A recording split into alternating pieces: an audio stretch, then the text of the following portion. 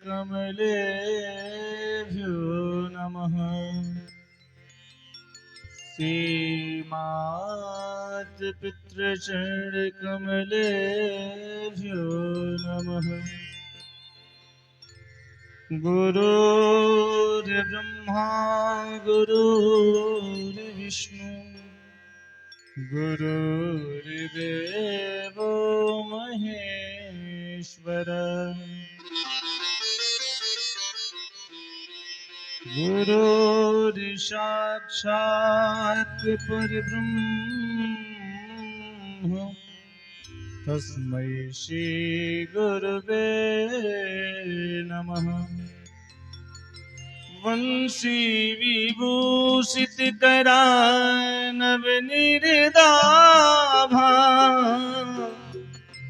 पीताम्बरादरुणबिम्बफलाधरुष्टा पूर्णेन्दुसुन्दरमुखादरविन्दनेत्रा कृष्णात् परं किमपि तत्त्वमहं न जाने। अतुलितबलिधामं हेमशैलावदेहम्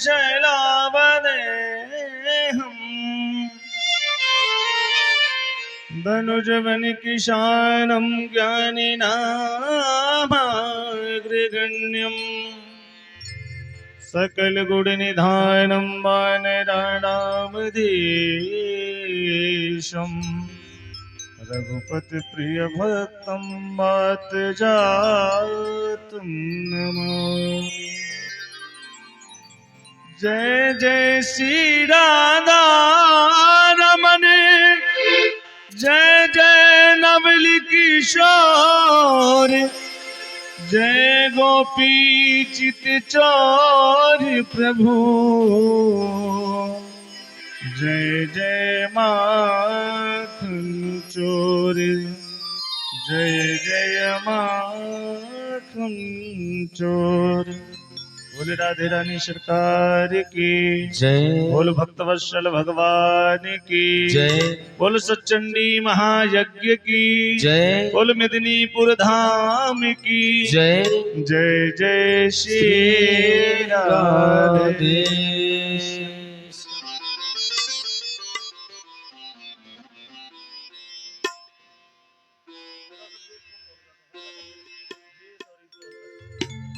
हरिओम।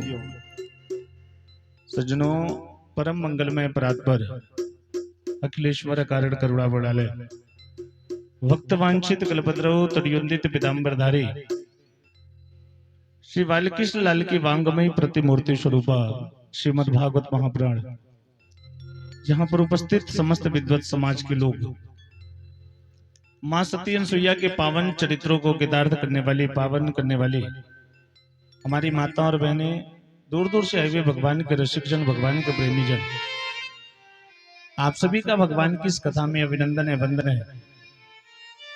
और आज जैसा कि आप सभी लोगों को पहले से विदित है, आज इस यज्ञ का चतुर्थ दिवस है और ये जो कथा प्रवचन आप लोग सुनने के लिए बैठे हैं, इस कथा का आज तृतीय दिवस। और कल ही मैंने बताया था कि आज माता सती का पावन चरित्र मैं आप लोग को बताऊंगा। सती की कथा आप लोगों ने कई बार सुना होगा। अक्सर लोग बताते हैं कि माता सती दक्ष प्रजापति के यज्ञ में जाती है और जाकर के उस हवन कुंड में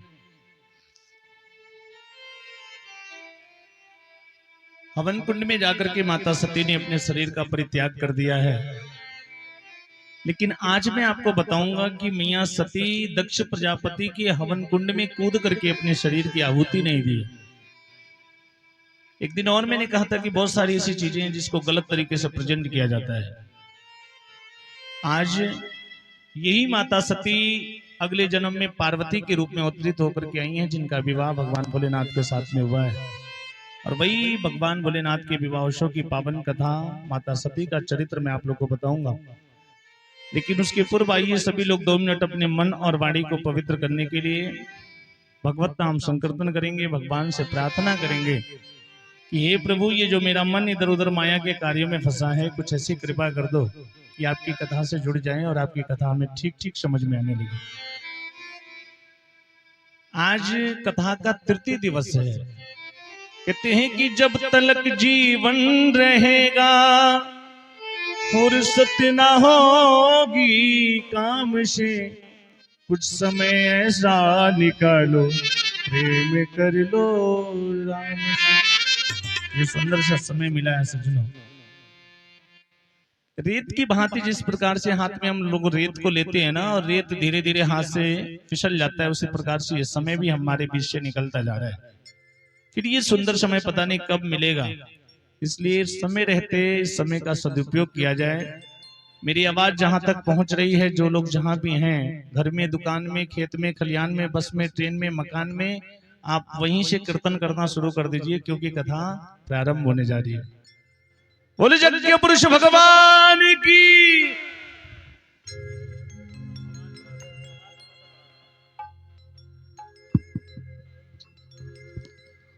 गोविंद मेरो है, गोपाल मेरो है।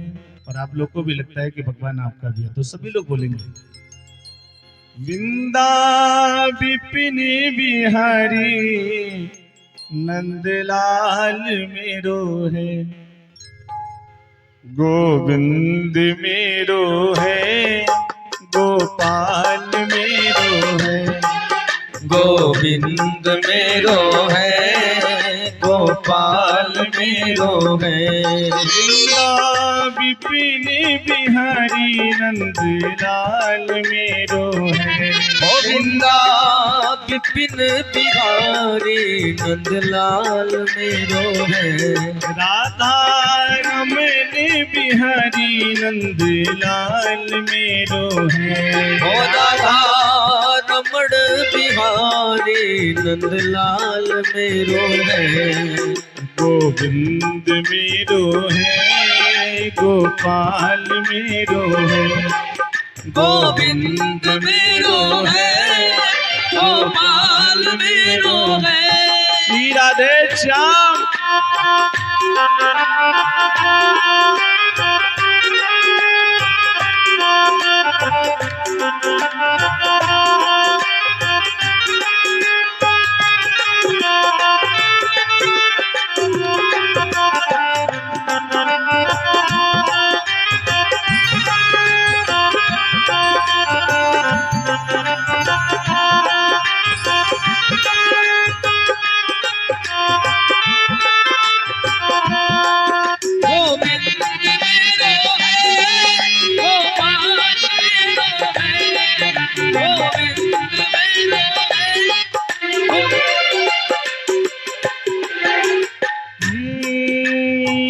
राधे मेरी स्वामिनी,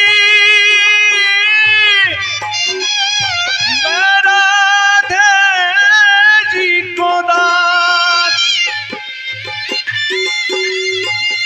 जन्म जन्म मोहे दीजिए,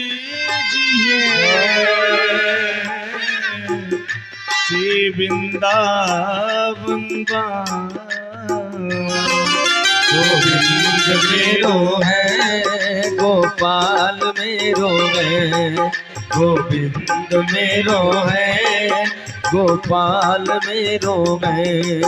उस बांसुरी वाले की, उस बांसुरी वाले की, नीले घोड़े वाले की गोदी में सो जाऊं, मेरा जी करता है शाम के भजनों में खो जाऊं, मेरा जी करता है शाम के भजनों में खो जाऊं। और कितने लोग का मन कर रहा है भगवान के भजनों में क्यों ना कर, जरा हाथ ऊपर उठा के सभी लोग मीठी मीठी ताली बजा के गाएंगे। एक बार जो रघुबर की नजरों का इशारा हो जाए, श्री राम जय राम, श्री राम जय राम। तेरी नजर में है, तेरी लगन में खो जाऊं, दुनिया से किनारा हो जाए। एक बार जो रघुबर की नजरों का इशारा हो जाए। गोविंद मेरो है, गोपाल मेरो है, गोविंद मेरो है, गोपाल मेरो है। इस दुनिया की सारी चीजें झूठी हैं। मैंने एक दिन कहा था कि झूठा ही लेना, झूठा ही देना, झूठा ही भोजन, झूठ चपेटा। लेकिन परमात्मा का नाम सच्चा है सज्जनों, और वही हम लोग नहीं लेते। इसलिए सभी लोग, अगर लगता है कि ठाकुर जी हमारे हैं, सभी लोग गाएंगे गोविंद मेरो है, गोपाल मेरो है, गोविंद मेरो है, गोपाल मेरो है। सीधा दे।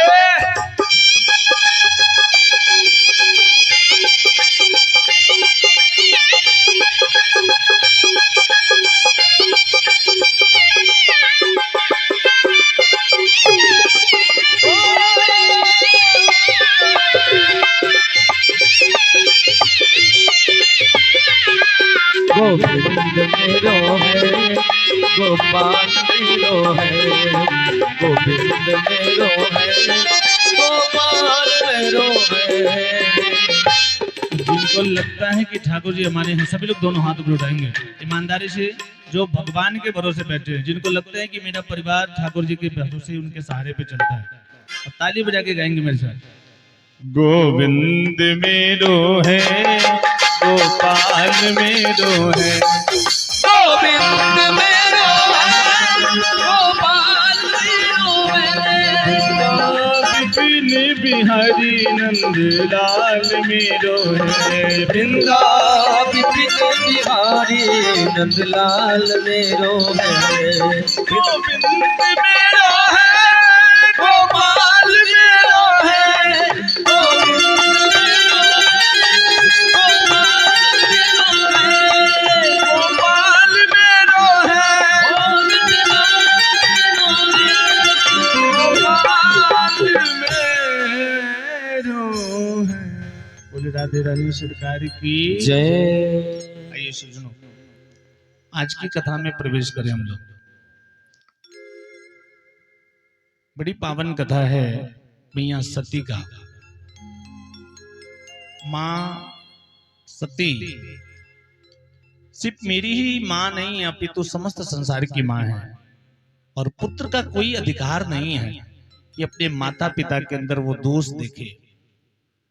अगर वो पुत्र है तो पुत्र का कदापि अधिकार नहीं है कि अपने माता पिता के अंदर दोष देखे। पिता चाहे जैसा भी हो, माँ चाहे जैसी भी हो, लेकिन हम ये कहें कि मेरे पिता ऐसे हैं, ये अधिकार पुत्र को नहीं दिया गया है। कौन कहता है? हमारा शास्त्र कहता है कि मातृ देवो भव, पितृ देवो भव, और फिर तीसरे नंबर पे गुरु देवो भव। जीवन की पहली गुरु माँ होती है। माँ अपने बेटे को कुछ भी बना सकती है। सबसे पहले माँ जो संस्कार बेटे के अंदर डालती है ना, वही संस्कार जीवन पर्यंत उस पुत्र के अंदर समाहित रहता है, दिखाई देता है। इसलिए हमारे संतों ने तो यहां तक कहा है कि यदि पुत्र अपने शरीर के चमड़े का जूता बना दे, चरण पादुका बना करके अपने माता पिता को पहना दे, तब भी अपने माता पिता के ऋणों से मुक्त नहीं हो सकता। आज के समाज में बड़ा क्षोभ होता है, ये देख करके बड़ा कष्ट होता है। आप विचार करिए कि आज के तकरीबन 25 वर्ष पहले ना इतना विधवा आश्रम था और ना इतना माता पिता अपने घर को छोड़ करके वृद्धाश्रम में जाते थे। आज हमको लग रहा है कि हम प्रगति कर रहे हैं, तरक्की कर रहे हैं। तमाम हम लोग गांव-गांव में जाते हैं, धर्म का प्रचार करते हैं, कथा करते हैं। तमाम ऐसी माताएं मिलती हैं ना जो रोती हैं और कहती हैं, बेटा मुझे भी अपने साथ ले चलो ना वृंदावन। क्यों माँ जी, क्यों? घर में कोई सम्मान नहीं करता है। बेटा गाली देता है, बहू देखना नहीं चाहती है। आज यही कारण है कि हमारे देश में इतनी संख्या में वृद्धाश्रम बन रहे हैं। क्या एक माँ अपने बेटे को इसीलिए पैदा करती है कि बेटा बड़ा होकर के मुझे वृद्धाश्रम में ले जाके छोड़ाएगा? क्या हम इसीलिए एक पुत्र के लिए दर दर भटकते हैं? जिस स्थान पे नहीं जाना चाहिए वहां भी जाते हैं, माथा पटकते हैं। जिसको कोई पुत्र नहीं रहता है वो पुत्र के लिए रोता है, और उस समय अगर कोई कह दे कि तुम ये कर दो तुम्हें पुत्र हो जाएगा, वो सब कुछ करने के लिए तैयार रहता है। इसी के लिए कि पुत्र जब बड़ा होगा तो हम मुझे घर से बाहर निकाल करके, जिस घर को हमने खून पसीने से सींचा है, एक एक ईंट रखी है, नींव खड़ा किया है, इस उम्मीद में कि मेरा बेटा जब बड़ा होगा तो मेरे बुढ़ापे का सहारा बनेगा। और बेटा बड़ा हुआ तो क्या कर रहा है? माँ बाप को ले जाके वृद्धाश्रम में छोड़ा है। एक सत्य घटना बता रहा हूं, ये कथा नहीं है, बिल्कुल सत्य घटना है। आप लोगों ने सुना होगा, बॉम्बे की, महाराष्ट्र की घटना है। एक माँ थी, उसका एक ही पुत्र था। पिता बचपन में ही मर गया। उस माँ ने अपने बेटे को पढ़ा लिखा करके बहुत बड़ा डॉक्टर बनाया। संजोग से बेटे की नौकरी विदेश में लग गई, लंदन में जाके रहने लगा। बेटे का विवाह हुआ तो परिवार के साथ वो वहीं सेटल हो गया। माँ बॉम्बे में अकेले रहती थी। बेटे ने अपनी माँ के लिए एक दाई की व्यवस्था की थी, एक नौकरानी की व्यवस्था किया था। कभी कभी 2 महीने पे 3 महीने पे वो आता जाता रहता था। माँ धीरे धीरे बूढ़ी हो गई, काफी बीमार हो गई, तबीयत खराब रहने लगी उसकी। और जब तबीयत खराब रहने लगी, दाई अपना काम करती थी सुबह से शाम तक, और शाम को दवा ववा खिला के फिर चली जाती थी अपने घर।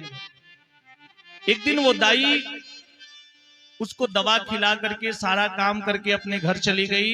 रात को वो बूढ़ी माँ घर में अंदर से दरवाजा लॉक करके सोई और फिर सोती ही रह गई। अगले दिन दाई आई, दरवाजा खटखटाया, कोई दरवाजा नहीं खोला।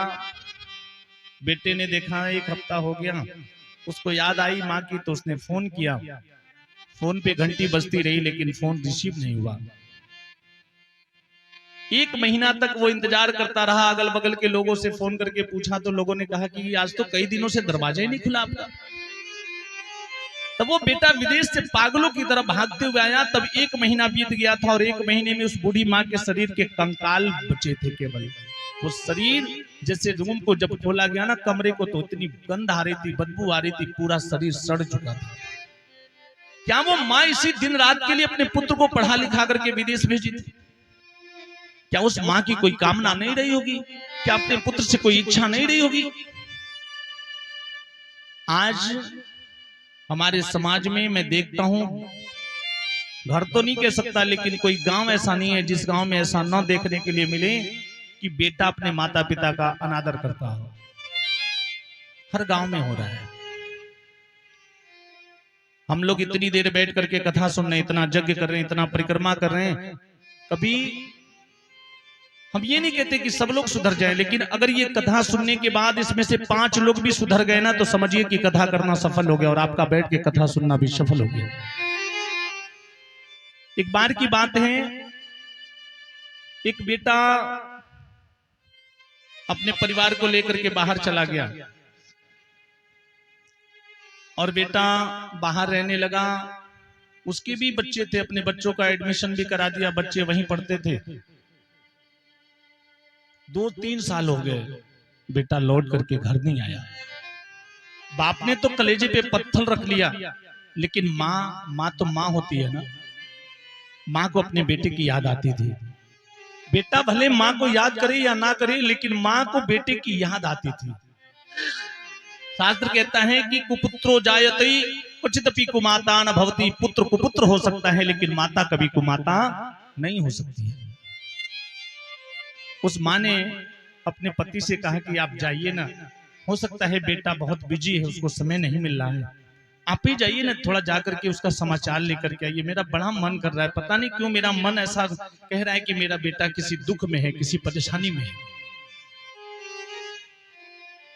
उस साल फसल अच्छी हुई थी, फसल में अच्छे पैसे मिले थे।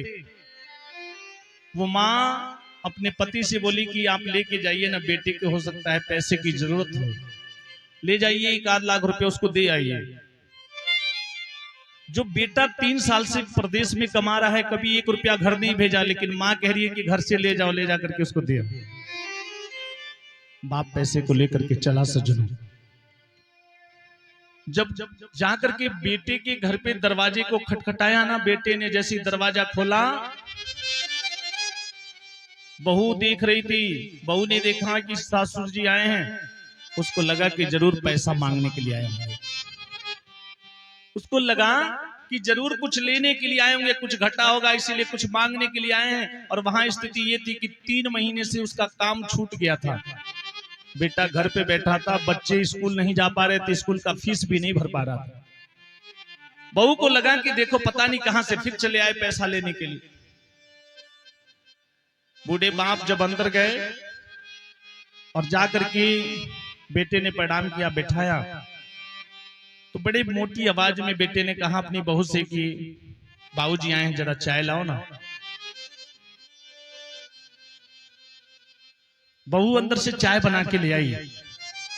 वो बूढ़ा बाप जैसी चाय को 2 घुट पिया था ना, वो चाय इतनी गंदी थी, वो समझ गया कि इसमें दूध नहीं है, इसमें चीनी कम है। चाय पकी भी नहीं थी अच्छे से, उसने चाय को टेबल पे रख दिया।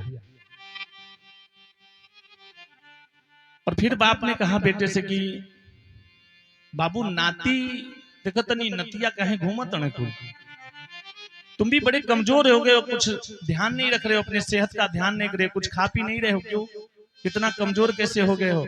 नाती भी कमजोर सा लग रहा है, कपड़े भी अच्छे नहीं है। उस बेटे ने झूठ बोला कि बाबूजी आज छुट्टी है, स्कूल की छुट्टी है, इसलिए ये लोग घर पे हैं। जबकि सच्चाई ये थी कि 3 महीने से स्कूल का फीस नहीं जमा था, इसलिए बच्चे स्कूल नहीं जा रहे थे। और उसकी बहू किचन में खड़ी होकर के सोच रही थी कि अभी देखे कितना पैसा ये मांग रहे हैं। बाप चाय नीचे रख दिया और अपनी कोट की जेब में हाथ डाला और 1 लाख की गड्डी निकाल के रख दिया उसके सामने। और बेटे से बोला कि बेटा ये रख लो,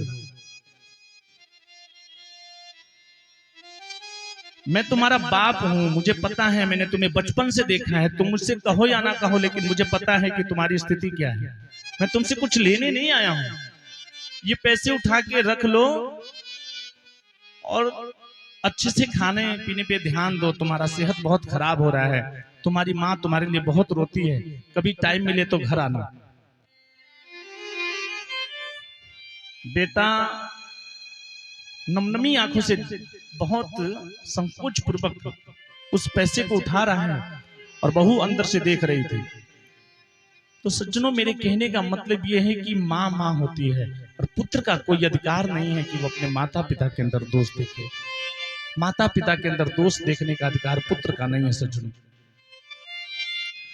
हर व्यक्ति की कोई ना कोई माँ होती है और जो लोग अपने माता पिता की सेवा करते हैं अच्छी बात है, और जो लोग नहीं करते हैं उनसे मैं इस व्यासपीठ से हाथ जोड़ करके निवेदन करता हूं कि तुम मंदिर मत जाओ, ठीक है चलेगा, तुम तीर्थों में जाके परिक्रमा नहीं कर सकते हो तो मत करो, चलेगा, 4 घंटा बैठ करके जप नहीं कर सकते हो तो मत करो, चलेगा, लेकिन अगर तुम्हारे घर में बूढ़े माँ बाप है ना, तो 10 मिनट उनके पास बैठ करके अपने माता पिता को नित्य प्रणाम करो, उनका आशीर्वाद लो, तुम्हारा जीवन धन्य हो जाएगा। रामचरितमानस हम लोग पढ़ते हैं, लिखा है कि प्रातः काल उठी के रघुनाथा, मात पिता गुरु ना वही माथा। भगवान भी इस कार्य को करते हैं और शास्त्र कहता है कि जो लोग नित्य ऐसा करते हैं ना, अपने बड़े बुजुर्गों को आशीर्वाद लेते हैं, गुरुजनों को प्रणाम करते हैं, अपने माता पिता को प्रणाम करते हैं, ऐसे व्यक्ति की 4 चीजें बढ़ती हैं। क्या? 4 चीजों की वृद्धि होती है। आयुर्विद्या यशो बलम। केवल रोज उठ करके अपना ये नियम बना लीजिए, माता पिता को ही भगवान समझ करके प्रणाम करना शुरू कर दीजिए, और जिस दिन उनका सच्चे दिल से उनका आशीर्वाद आपको लग गया ना, दुनिया की कोई शक्ति आपको पीछे नहीं कर सकती है। ये माता पिता की शक्ति है। सच में आज मैं चर्चा कर रहा था, मां सती का बड़ा पावन चरित्र है। सज्जनों, मेरा कोई भी अधिकार नहीं है, पुत्र का कोई अधिकार नहीं है कि अपने माता पिता के अंदर दोष देखें। मैया सती, लेकिन मां सती की एक बात बताऊं, जहां भी हो क्षमा करें, मैया सती का मन कथा में नहीं लगता है जैसे आप लोग का नहीं लगता है। भगवान भोलेनाथ ने माता सती को 3 बार कथा सुनाने का प्रयास किया है और तीनों बार मैया सती कथा नहीं सुन पाई है। प्रथम बार गोस्वामी जी ने लिखा है, एक बार हो एक बार त्रेता जुग माही, शंभु गए कुंभज ऋषि पाही। हो एक बार त्रेता जुग माही, शंभु गए कुंभज ऋषि पाही। राजा राम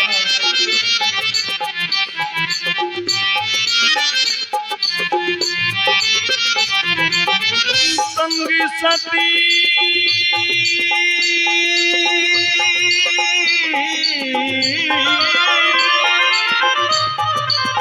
संग सती जग जननी भवानी, पूजे ऋषि अखिलेश्वर जानी।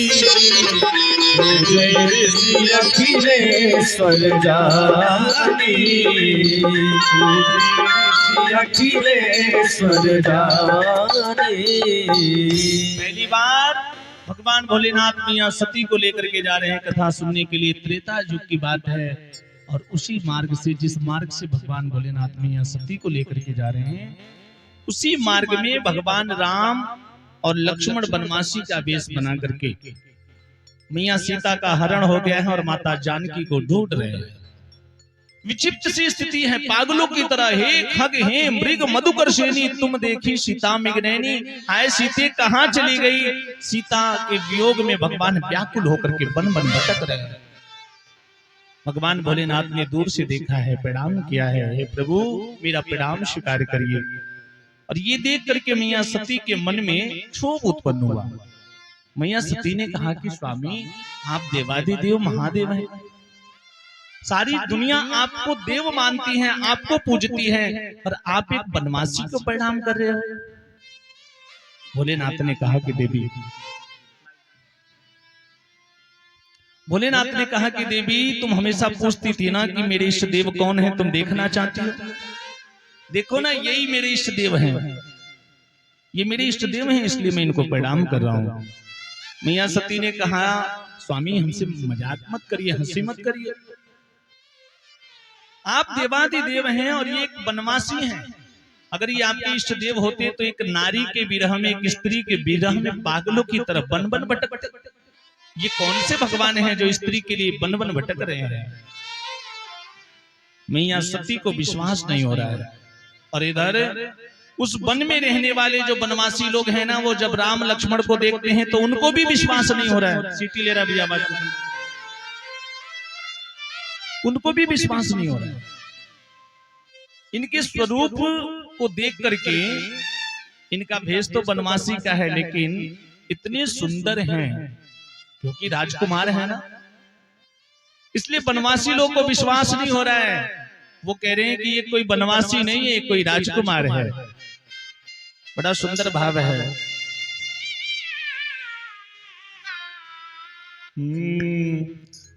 हम बनवासी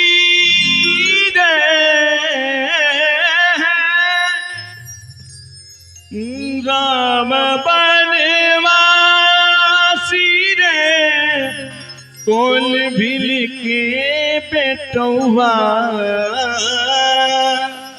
कौन भिल के बेटौआ, तू तो राजा बाबू होवा होवा, राजा बाबू होवा, तू तो राजा बाबू होवा, तू तो राजा बाबू होवा।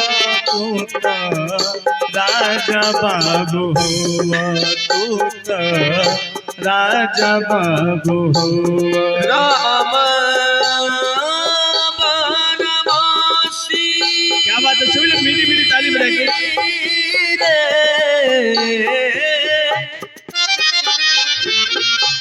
राम बनवासी कोल भील के बेटौआ, कोल भील के बेटौआ, तू तो राजा बाबू हौआ, तू तो राजा बाबू हौआ।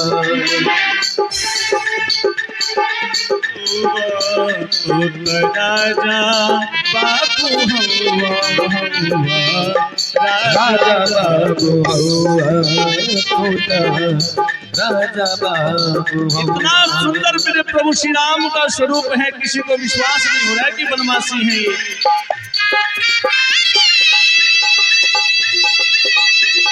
आइए प्रभु, ताली बजा के आप सभी गाएं। हेलो।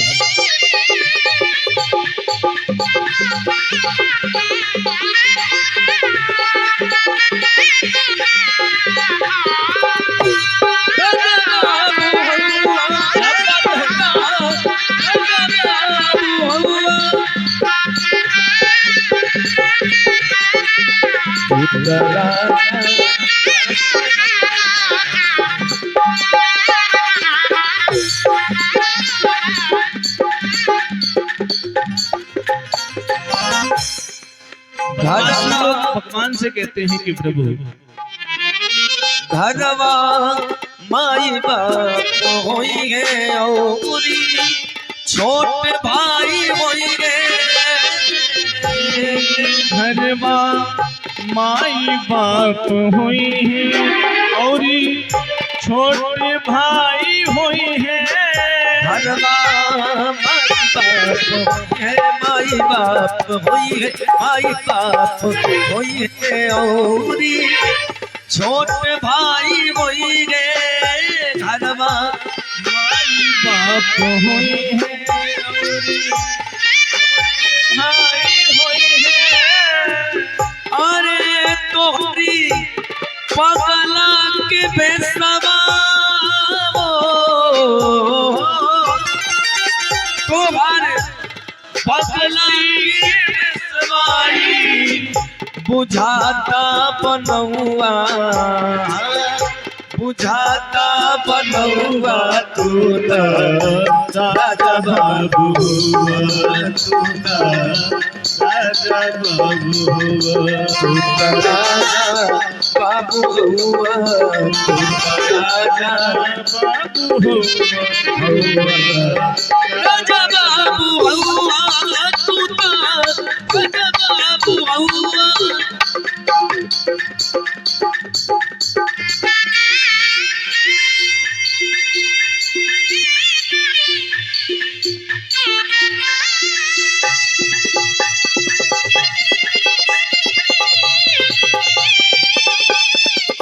हरि बोल।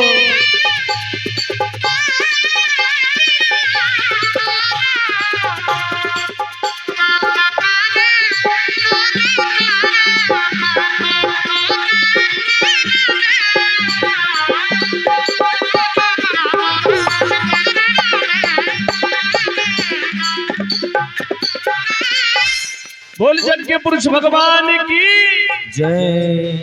सज्जनों, भगवान के स्वरूप को देख करके जो बनवासी हैं उनको विश्वास नहीं हो रहा है कि ये बनवासी हैं, और यहाँ माता सती को ये विश्वास नहीं हो रहा है कि ये भगवान है। भोलेनाथ से कहती है कि स्वामी ये कोई भगवान नहीं हो सकते हैं। अगर ये भगवान होते थे कि स्त्री के लिए इस संसार में एक नारी के विरह में पागलों की तरह वन वन में भटकते। भोलेनाथ ने कहा देवी यदि तुम्हें विश्वास नहीं है तो तुम एक काम करो, खुद ही जाकर के क्यों नहीं परीक्षा लेती हो। मियां सती परीक्षा लेने के लिए जा रही है। और ध्यान दीजिएगा माता जी लोग, या आज की कथा आप लोग के ऊपर ही है।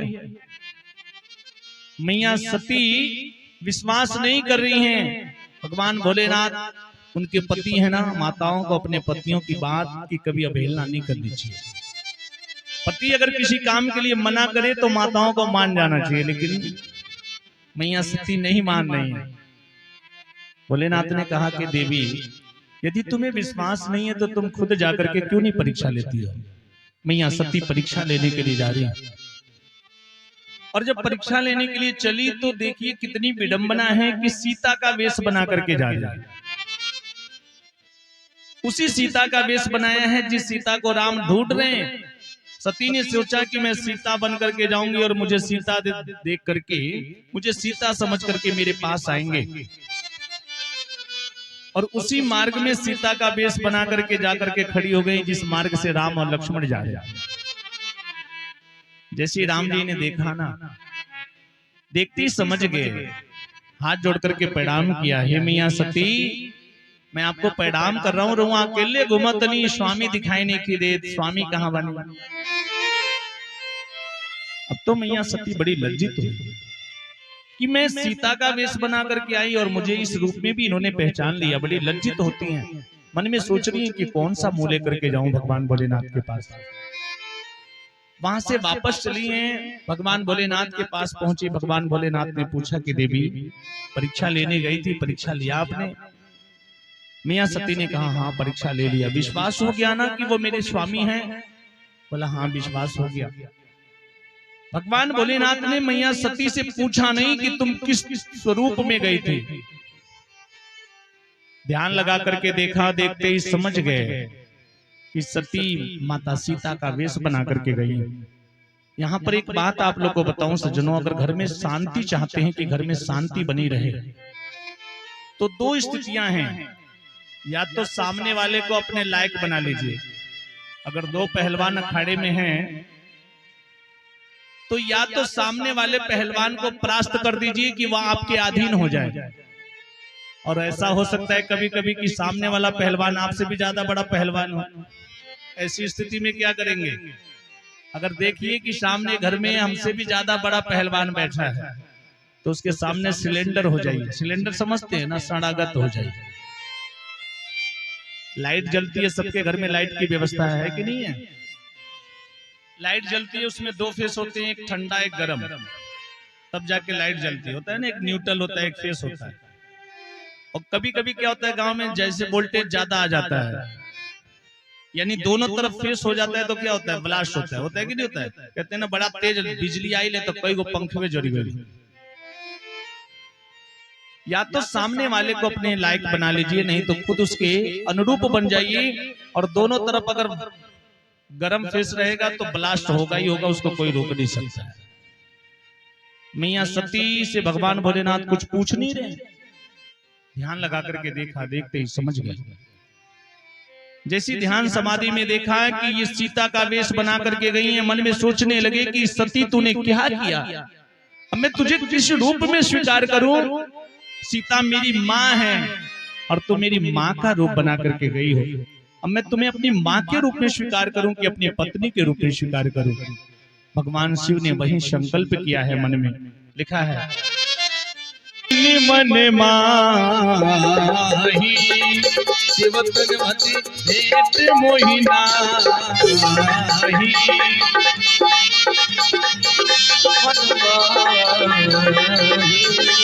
शिव संकल्प की मन माही तन सती भेंट मोहिना।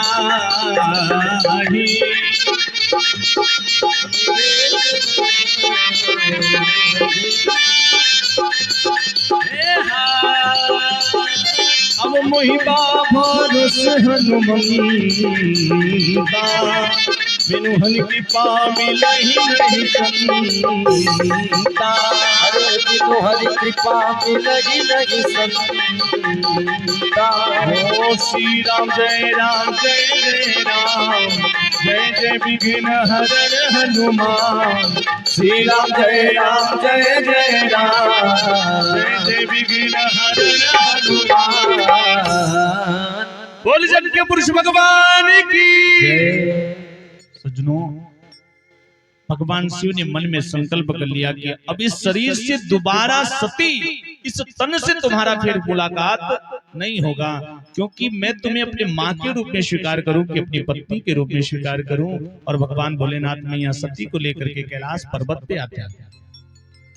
कैलाश पर्वत पे आने के बाद भगवान भोलेनाथ ने दूसरी बार पुनः माता सती को कथा सुनाने का प्रयास किया। थोड़ा सा बेस कम कर।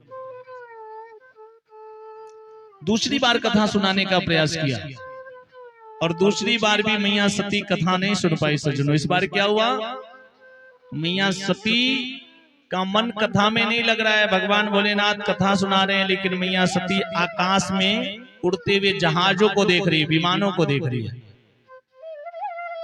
आप लोग यहाँ बैठे रहते हैं ना, तो देखिए एक आदमी बेचारे, हो सकता है मानसिक संतुलन कुछ गड़बड़ रहा हो, सब लोग नहीं के लगल देखा, हमको नहीं देखा तो नहीं, आज दूसरे कथा हो खेला। मैया सती भी कथा नहीं सुन रही है, आकाश में विमानों को देख रही हैं, जिन विमानों में बड़े बड़े सुंदर सुंदर देवी देवता लोग सुंदर सुंदर वस्त्रों को पहन करके जा रहे हैं। मैया सती ने भगवान भोलेनाथ से कहा, स्वामी ये सभी देवी देवता कहाँ जा रहे हैं लोग, इतने सुंदर सुंदर वस्त्रों को पहन करके सज धज करके सभी लोग कहाँ जा रहे हैं। भगवान भोलेनाथ के मुंह से निकला, हे देवी तुम्हारे पिता दक्ष प्रजापति के वहां एक बहुत बड़ा यज्ञ हो रहा है और ये सभी देवी देवता उसी यज्ञ में जा रहे हैं। जैसे मैया सती को पता चला ना, सती ने भगवान भोलेनाथ से कहा कि स्वामी मेरा भी मन कर रहा है कि मैं भी जाती, अगर आप आदेश करते तो मेरा मन कर रहा है कि मैं भी अपने पिता के वहां यज्ञ में जाती।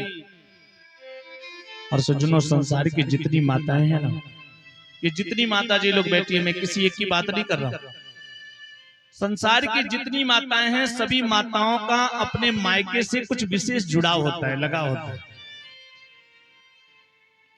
अपने ससुराल से जब वो मायके जाती है ना, तो पति 10,000 रुपए का सामान खरीद के दे दे उसको, इतना सामान खरीदवाइए, फिर 10,000 रुपया नगद लेके जाइए, ले जाकर नैहरे खूब खर्चा करिए, खूब खर्चा करिए। लोग कहीं कह रहे इनके बड़ा पैसा कमाने में, 10,000 खर्चा करके ऊपर कोनो नाव नहीं रहे, लेकिन जब उन्हें से ना, अगर उनके माई एगो साड़ी उड़ के दे दी है, 500 रुपया विदाई दे दी है, तो लेके तो पूरा मोहल्ला भर में देखिए, देखा हमार माई दिलस आवत रही भाभी हमके दिली है, 200 दिली है, 500 माई दिली है, 10,000 ले जाके स्वाहा कहली कोनो गिनती नहीं, लेकिन 500 लेके यहाँ तो पूरा मोहल्ला में देखे, देखो हई साड़ी दिलस ये माई हम। तो दुनिया की जितनी भी माताएं होती हैं, इनका अपने मायके से कुछ विशेष लगाव रहता है। मैया सती को भी जब पता चला कि मेरे पिता के वहां यज्ञ हो रहा है, तो मैया सती का भी मन मचल गया। मैया ने कहा कि स्वामी अगर आप आदेश करते, आप कहते तो मेरा भी मन कर रहा है, मैं भी जाती अपने पिता के वहां यज्ञ में, मेरी सारी बहनें आई होंगी। कभी कभी ऐसा संजोग बनता है कि सब लोग इकट्ठी होती हैं, मेरा भी मन कर रहा है जाने का। भगवान भोलेनाथ ने कहा कि देवी बिना बुलाए नहीं जाना चाहिए, बिना बुलाए जाने से अपमान होता है, बिना बुलाए कहीं पे नहीं जाना चाहिए। मियां सती ने कहा स्वामी मेरा बड़ा मन कर रहा है। कभी कभी ऐसा होता है कि सब लोग इकट्ठी होती हैं, एक साथ मुलाकात हो जाता है, और ना अकेले जाने पे कभी कोई मिलता है कभी कोई नहीं मिलता है। और वैसे भी यज्ञ है, यज्ञ में तो जाना चाहिए, यज्ञ में किसी निमंत्रण की आवश्यकता नहीं होती है। भगवान भोलेनाथ मियां सती को समझा रहे हैं, सबके दिल में समाना नहीं चाहिए, सबके दिल में समाना नहीं चाहिए, सबके दिल में समाना नहीं चाहिए, खुद को तोहफा बनाना नहीं चाहिए, खुद को तोहफा बनाना नहीं चाहिए, सबके दिल में समाना, सबके दिल में समाना नहीं चाहिए, खुद को तोहफा बनाना नहीं चाहिए, खुद को तोहफा बनाना नहीं चाहिए। राधे श्याम। सभी लोग मीठी मीठी ताली बजा के।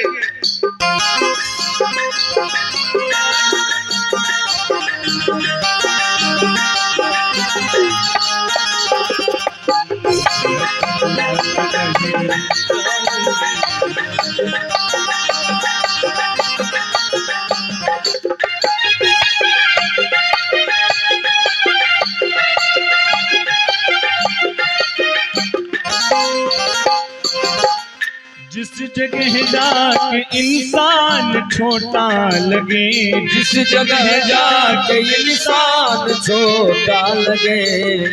वो स्वामी जी ने कहा है कि आवत ही हर से नहीं, नैनन नहीं सने, और तुलसी वहां न जाइए चाहे कंचन बरसेने। जहाँ व्यक्ति के जाने के बाद लोग उसको देख करके प्रसन्न ना होते हो, और वहां से आने के बाद उसके लिए व्यक्ति दुखी ना होता हो, ऐसे जगहों पे कभी भी नहीं जाना चाहिए, चाहे सोना ही क्यों ना बरस रहा हो। जिस बुलंदी जिस जगह जाके इंसान छोटा लगे, जिस जगह जाके इंसान छोटा लगे। जिस जगह जाके इंसान छोटा लगे, जिस जगह जाके इंसान छोटा लगे। उस बुलंदी पे जाना नहीं चाहिए, उस बुलंदी पे जाना नहीं चाहिए। सबके दिल में समाना नहीं चाहिए, वो सबके दिल में समाना नहीं चाहिए। खुद को तोहफा बनाना नहीं चाहिए, खुद को तोहफा बनाना नहीं चाहिए। खुद को तोहफा बनाना नहीं चाहिए। खुद को तोहफा बनाना नहीं चाहिए। बोले जगत के पुरुष भगवान की जय। भगवान भोलेनाथ ने मियां सती से कहा कि देवी बिना बुलाए जाने से अपमान होता है। मियां सती ने वहां पे बड़ी सुंदर बात कही है सज्जनों। मियां सती ने कहा कि इस संसार में 3 ऐसे स्थान हैं जहां पे बिना बुलाए जाने से भी दोष नहीं लगता है। पहला, अपने गुरु के वहां, अपने गुरु जी के वहां जाने के लिए किसी निमंत्रण की आवश्यकता नहीं है। अगर आपके गुरु के वहां कोई कार्य हो रहा है, यज्ञ हो रहा है, कोई कथा हो रही है, ऐसी जगहों पे अगर मान लीजिए गुरु जी ने निमंत्रण नहीं भेजा है तब भी जाना चाहिए।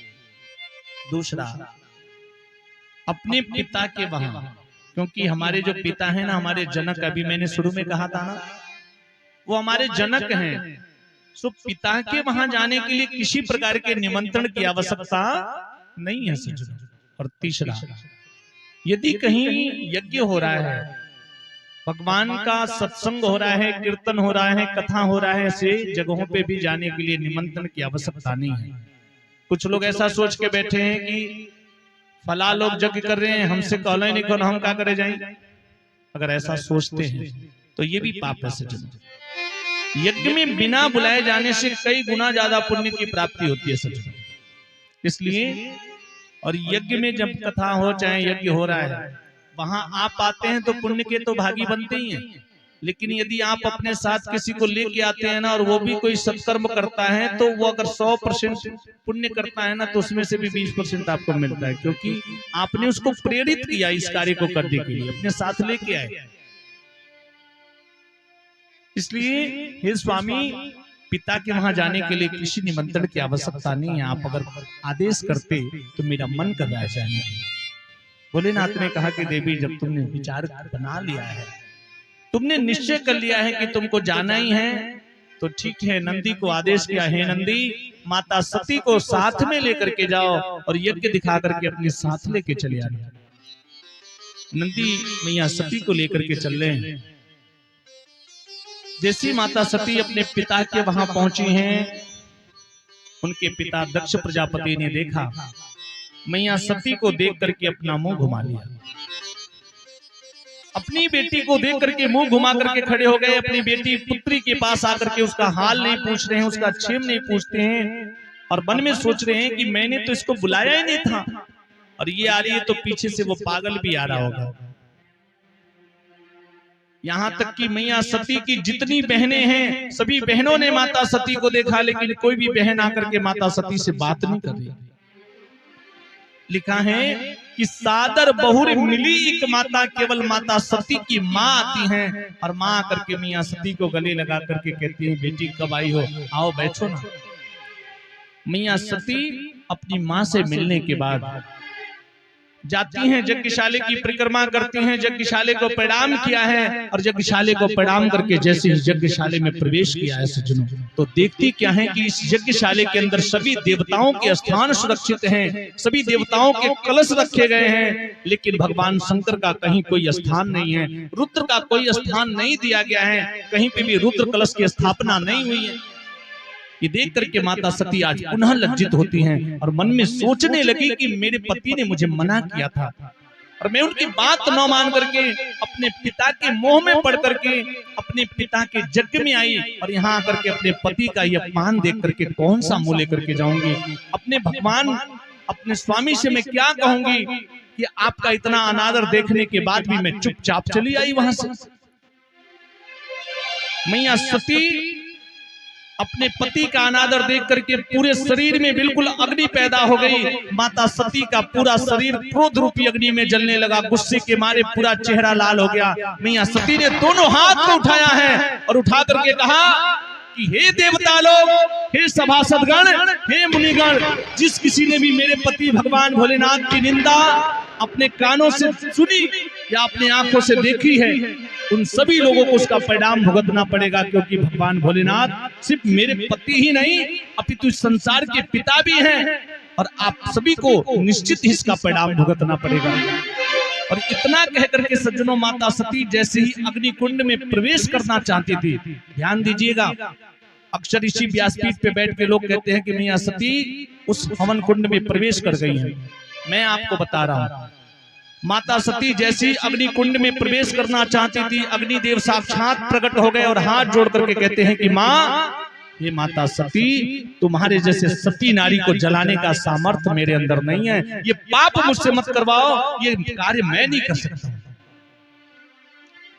मैया सती क्रोध में आकर के अपने दाहिने पैर के अंगूठे को जमीन पे रगड़ना शुरू करती हैं, और इतनी जोर से रगड़ना शुरू किया सज्जनों कि उससे योग अग्नि को प्रकट किया, जिस योग अग्नि में माता सती का पूरा शरीर जल करके राख होने लगा। और इस प्रकार से माता सती ने अपने शरीर का परित्याग किया है। नंदी आकर के यज्ञ को विध्वंस करने का प्रयास करते हैं, लेकिन भृगु ऋषि ने अपने मंत्र शक्तियों से नंदी को पराजित कर दिया। आज नंदी दुखी होकर के, निराश होकर के वहां से वापस लौटे हैं, कैलाश पर्वत पे पहुंचे हैं भगवान भोलेनाथ।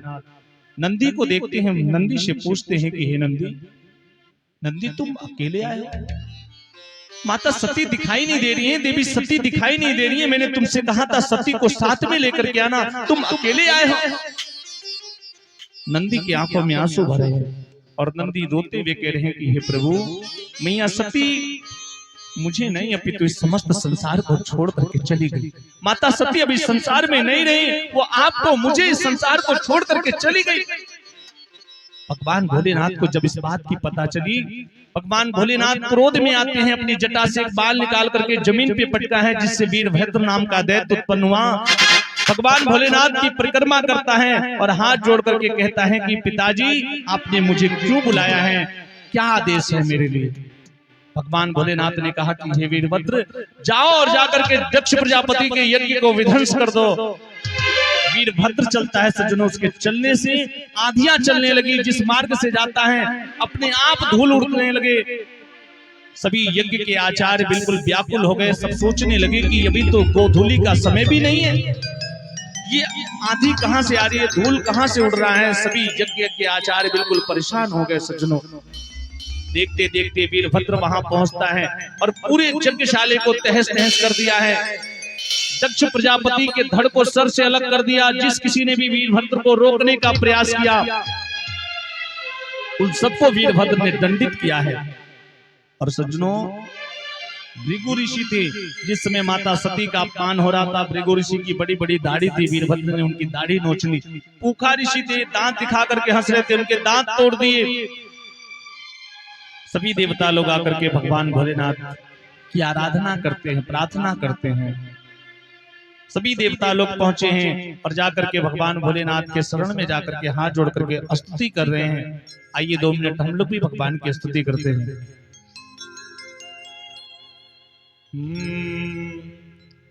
ओम मंगलम ओमकार मंगलम, ओम मंगलम ओमकार मंगलम, शिव मंगलम 100 बार मंगलम। ओम मंगलम ओमकार मंगलम, शिव मंगलम 100 बार मंगलम। ओम मंगलम। क्या बात है, सभी लोग प्रेम से।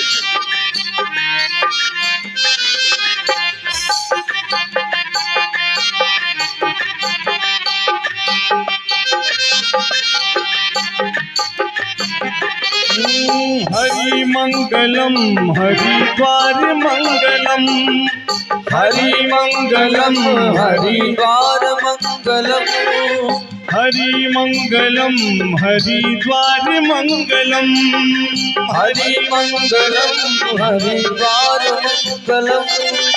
देव मंगलम महादेव मंगलम, देव मंगलम महादेव मंगलम। ओम मंगलम ओमकार मंगलम, ओम मंगलम ओमकार मंगलम, शिव मंगलम 100 बार मंगलम। ओम मंगलम ओमकार मंगलम, शिव मंगलम 100 बार मंगलम। राधे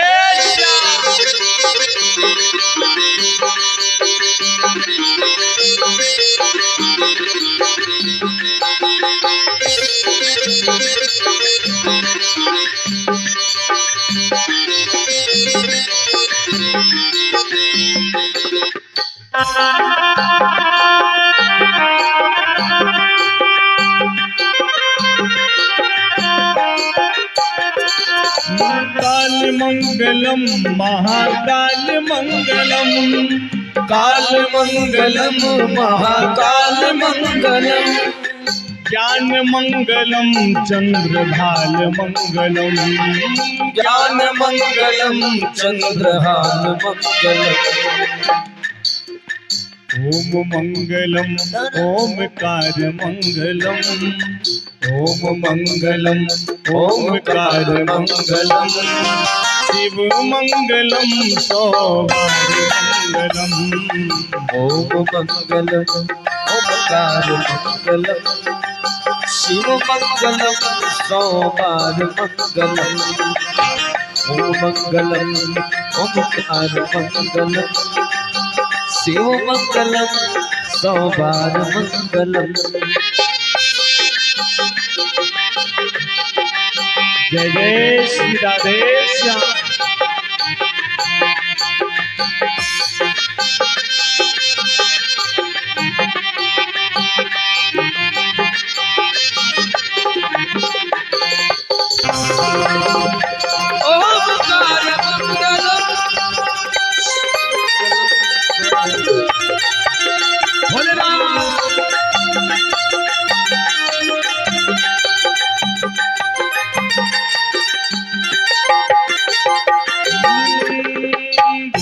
मंगलम भूतनाथ मंगलम, भूत मंगलम भूतनाथ मंगलम, भूत मंगलम भूतनाथ मंगलम, भूत मंगलम भूतनाथ मंगलम मुक्ति मंगलम मुक्तिनाथ मंगलम ओम मुक्ति मंगलम मुक्तिनाथ मंगलम ओम मंगलम ओमकार मंगलम शिव मंगलम सौबार मंगलम ओम मंगलम ओमकार मंगलम शिव मंगलम सौबार मंगलम ओम मंगलम ओमकार मंगलम शिव मंगलम सौबार मंगलम बोल भूतनाथ भूतेश्वर भोलेनाथ की जय हो। सज्जनों, आज सभी देवताओं ने आकर के भगवान भोलेनाथ की स्तुति की है। उनकी स्तुति से प्रसन्न होकर के भगवान भोलेनाथ उन देवताओं के साथ में जाते हैं। देवताओं ने कहा कि हे प्रभु, दक्ष प्रजापति के यज्ञ को पूर्ण करिए। इस संसार में आज तक कभी ऐसा नहीं हुआ कि कोई यज्ञ प्रारंभ हो और उसकी पूर्णाहुति ना हो। और जिस यज्ञ का जजमान ही नहीं है, जिस यज्ञ के जजमान की ही मृत्यु हो जाए, वो यज्ञ कैसे पूर्ण होगा। भगवान भोलेनाथ आते हैं सज्जनों, आकर के दक्ष प्रजापति के शरीर में बकरे का सर ला करके जोड़ा गया और उसी दिन से दक्ष प्रजापति का सर बकरे का सर हो गया। आज भी माताएं जब शिवलिंग में पूजा करती हैं तो पूजन करने के बाद मुंह को बजाते हैं, लोग बजाते हैं ना, कुछ लोग मुंह को बजाते हैं, इसलिए कि ऐसा सुनकर के भगवान भोलेनाथ को वो चीज याद आती है। भगवान भोलेनाथ प्रसन्न होते हैं। भृगु ऋषि आकर के रोने लगे कि महाराज, आपके वीरभद्र ने मेरी दाढ़ी नोच दी, मैं क्या करूं।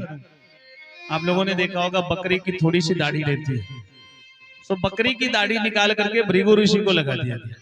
आज भी जो भृगु वंशीय ब्राह्मण लोग हैं, मैं 100 में 100 तो नहीं कहता, लेकिन 100 में आपको 20% ऐसा देखने के लिए मिलेगा कि उनकी दाढ़ी इतनी ही रहती है, पूरी दाढ़ी नहीं आती। पूखा ऋषि आकर के रुदन करने लगे कि महाराज, आपके वीरभद्र ने मेरे दांत तोड़ दिए, मैं क्या खाऊंगा, कैसे जीवन यापन करूंगा। भगवान शिव ने पूखा ऋषि के लिए सतुआ बनाया। क्या बनाया? सतुआ का निर्माण किया। बोले सतुआ खाइए, भगवान का भजन करिए। और उसी दिन से सतुआन का पर्व मनाया जाने लगा। अभी चैत आ रहा है ना, सतुआन का पर्व मनाते हैं कि नहीं आप लोग?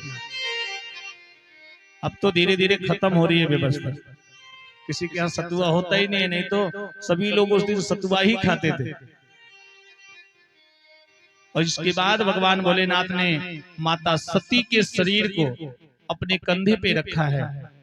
भगवान विष्णु ने सोचा कि जब तक माता सती का देह इनके साथ रहेगा, इनका मोह भंग नहीं होगा।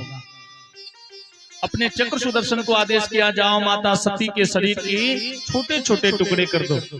पीछे से चक्र सुदर्शन जाता है, मैया सती के शरीर के छोटे छोटे टुकड़े कर रहा है।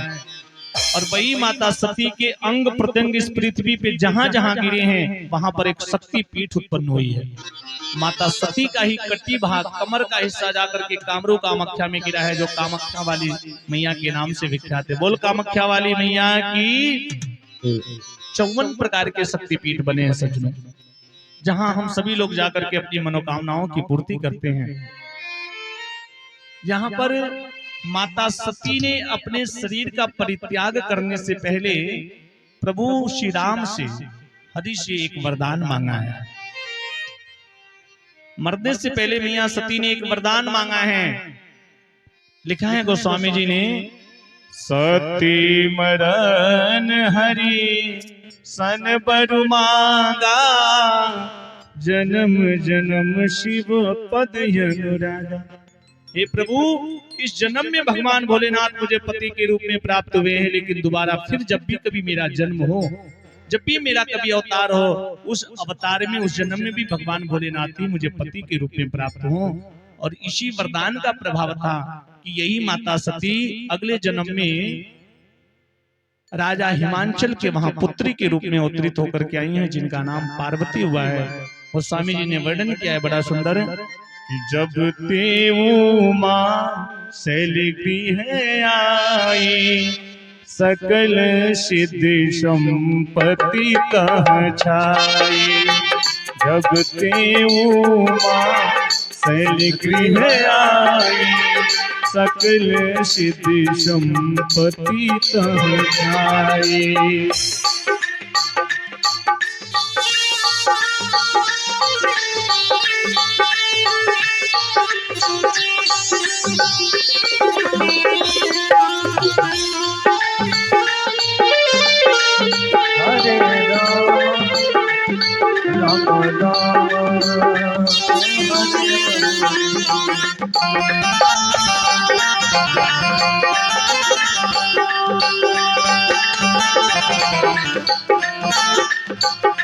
बोल राजा रामचंद्र भगवान की